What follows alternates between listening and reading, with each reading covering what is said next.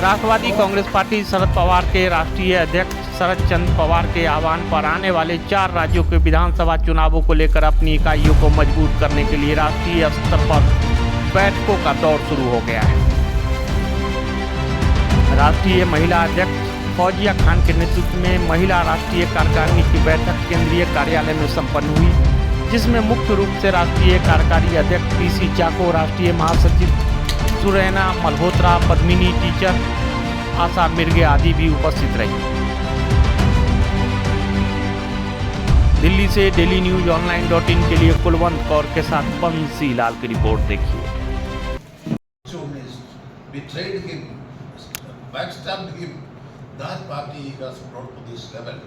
You know, after the Lok Sabha election, you know, everywhere in India, you know, there is a very big respect for Sharad Pawar, because 8 out of 10, this rally nobody has achieved.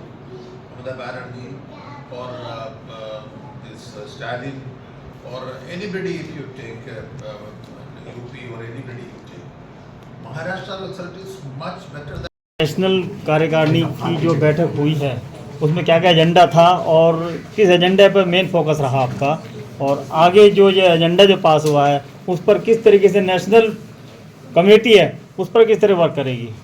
आज राष्ट्रीय महिला कार्यकारिणी राष्ट्रवादी Congress party Sharad Pawar की meeting ली गई है। राष्ट्रीय कार्यकारिणी की मीटिंग यहाँ पर हुई है और इसमें हम लोगों ने संगठनात्मक किस तरह से हमारा और बढ़ना चाहिए पक्ष, इस पर चर्चा की है।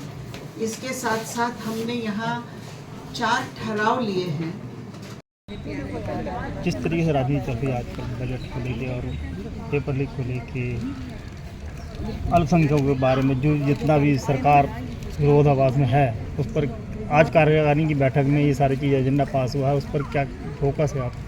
आज कार्यकारिणी की महिला कार्यकारिणी की बैठक में हम लोगों ने इन पर ठहराव लिए हैं ये सारे मुद्दों पर कि अन्यायकारक बजट है, जो नफ़रत फैलाने वाली पॉलिसीज़ है सरकार की, जैसे कांवड़ यात्रा के अंदर इन्होंने नाम डिस्प्ले करने का कहा है और वो नाम डिस्प्ले करने का आग्रह जो था वो सुप्रीम कोर्ट ने भी स्ट्रक डाउन कर दिया है। तो सुप्रीम कोर्ट के भी समझ में आया कि ये कितना नफ़रत फैलाने का काम यहाँ पर किया जा रहा है।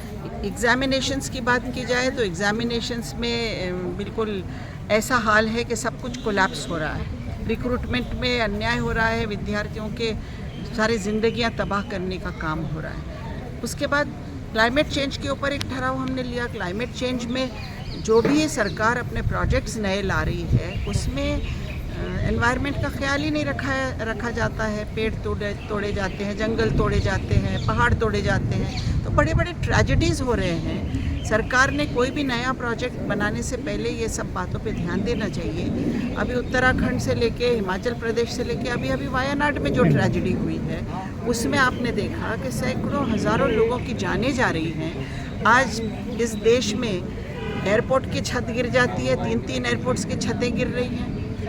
टनल जो प्रधानमंत्री ने उद्घाटन किया है गड़बड़ में वो उसमें पानी क्लॉग हो जाता है, न्यू संसद में पानी टपकने लगता है।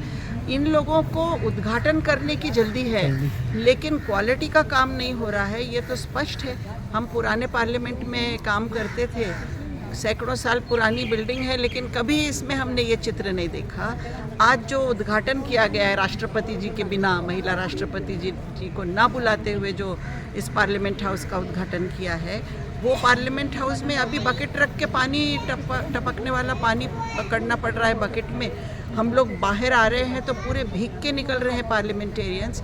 हम लोगों को बिल्कुल जब तक हम घर पहुँचे पार्लियामेंट संसद से काम करके बाहर निकले तो गाड़ी में बैठे तक तो हम पूरे सर से पाँव तक भीग जा रहे हैं और घुटनों तक पानी में से हम लोगों को चल के जाना पड़ रहा है। कुछ आने वाले दिनों में तैर के भी जाना पड़ेगा, मुझे ऐसा लगता है। संजय राउत जी ने जो सुबह बयान दिया कि हम कहीं राहुल गांधी को लेके कि मुझे जानो खतरा है और ईडी का बहुत ज़्यादा इस टाइम आने वाले टाइम में उनके छापे ही पड़ सकते हैं, तो उस पर क्या कहना? उन्होंने बहुत ज़्यादा आरोप भी लगाया है सरकार पर कि वो बाहर विदेश में इस तरीके के हमले करा सकती है।